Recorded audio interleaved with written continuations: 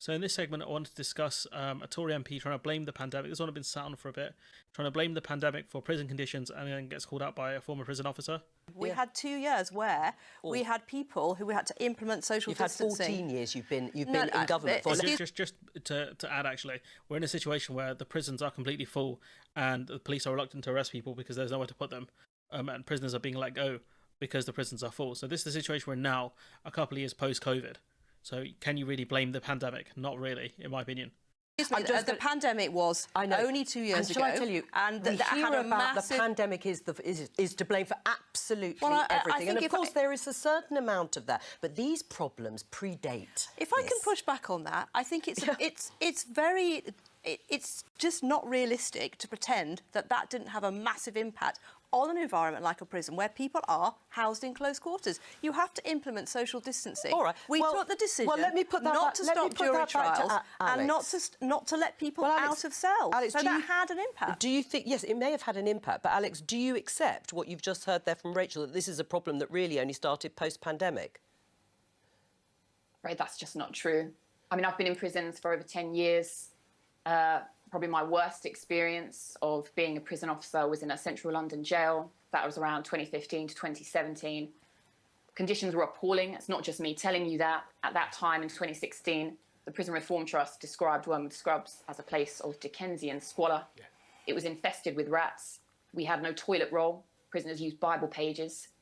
Wow, Bible pages. I don't know if this was a government-run prison or a private prison. But point being is this was way before the pandemic. So this argument of blame the pandemic is complete garbage. And she's being picked apart here because they did this with the court backlog as well. They tried to blame the pandemic, and people like the secret barrister pointed out the court backlog had been gone on for years and years because the Conservatives underfunded the courts massively and closed down so many of them. We had no bedding, so they wore extra clothes if they had them because we didn't have much of those either. This does sound very Victorian era. She's right. It sounds like, workhouse territory, where you're a prisoner, you've done bad, society does not care about you, you've been abandoned completely. They use towels, but ideally they would need the towels to roll under their door frames to stop the rats getting in. We had extremely high staff sickness rates, extremely high level of stress-related absences, suicide, self-harm and extremes of violence that I think it's best I don't go into detail here. Well, I understand without question that pandemic has had an impact. But speaking from someone who has been there and seen these places, to attribute it all to that is just inaccurate. And it does everyone who is in prisons today doing a job a huge disservice. But she's right, because these issues will never get resolved. Because the government will say, well, pandemic's over, so there's no problem here. This, I mean, like the Conservatives underfunded these institutions massively. Like, how you develop a country and you have rats in the prison, honestly, that's embarrassing for any country to have that, a developing nation or a developed nation.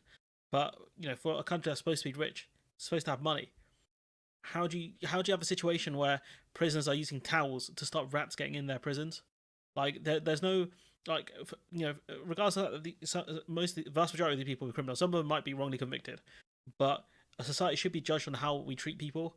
And that is the wrong way, absolutely the wrong way to treat prisoners. How are they supposed to have any chance of rehabilitation if these are the living conditions they're under? It's just embarrassing. So for this MP to try and blame the pandemic for it, and actually to get called out by someone who worked in prisons is great to see. And I'm glad that they had this person on. I haven't got her name, unfortunately. They might mention it here, actually. No, we don't. But the fact that she worked in the prisons, especially pre-pandemic, says it all. That the MP's got no answer. How are you supposed to come back on that? There's nothing you can say. Honestly, there's nothing you can say to that. But anyways, I'm gonna leave it there. Let me know what you think in the comments below. Like, comment, share, subscribe. Support the channel on Patreon if you can, and hopefully I'll see you in the next one.